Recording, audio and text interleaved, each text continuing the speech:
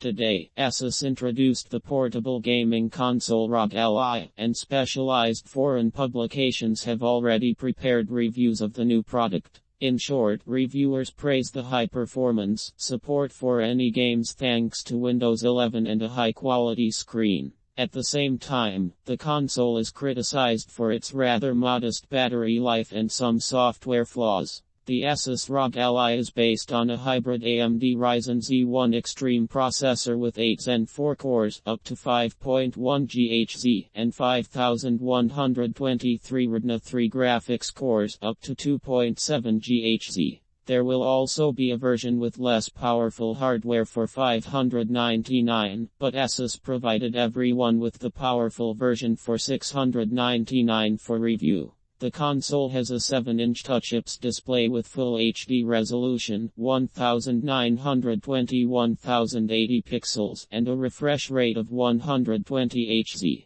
It has 16 GB of LPDDR5 6400 RAM and a 512 GB SSD with PCIe 4.0. The main competitor of ROG Ally is the portable console Steam Deck from Valve, and by performance ASUS console confidently overtakes the latter. This is not surprising, since Steam Deck has only 4 Zen 2 cores and 8 Retina 2 graphics cores, and the frequencies are much lower. For example, in Geekbench 6, the ASUS console showed results of 2,468 and 11,041 points in single and multi-core tests, respectively, while Steam Deck's results were only 1,212 and 411 points, respectively. But much more interesting is the comparison of gaming performance, but before proceeding to them, you need to mention one interesting nuance. Steam Deck was designed to provide the same performance both when running on battery and when connected to a charger. In turn, ROG Ally offers several modes of operation, in which performance can differ quite noticeably. Silent mode provides maximum autonomy and reduced performance.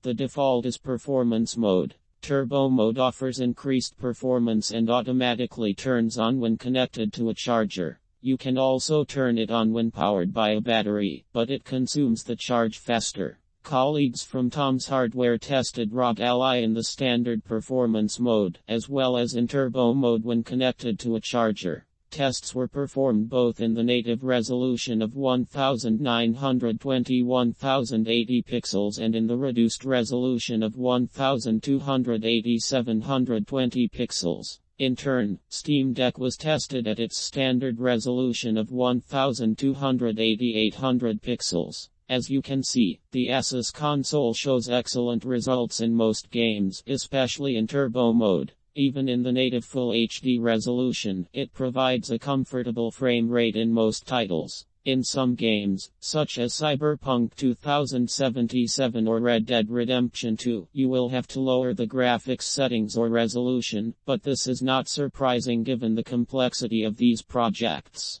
The Steam Deck is noticeably inferior to the ROG Ally in terms of performance, but it also copes well with most games at its native resolution and medium settings. Of course, you should not expect miracles from it either, but for a portable console it is quite decent. However, there is one important drawback that spoils the impression of the ASUS console: its battery life. The reviewers note that the ROG Ally can work autonomously for only about 2 hours in performance mode and even less in turbo mode. This is very little for a portable device that is supposed to be used on the go. In comparison, Steam Deck promises about 4 hours of battery life in demanding games and up to 8 hours in less demanding ones. The reviewers also point out some software flaws of the ROG Ally, such as problems with connecting to Wi-Fi networks, crashes of some games and applications, and difficulties with updating drivers. However, these are things that can be fixed with updates, and ASUS promises to improve the stability and compatibility of its console by the time it goes on sale.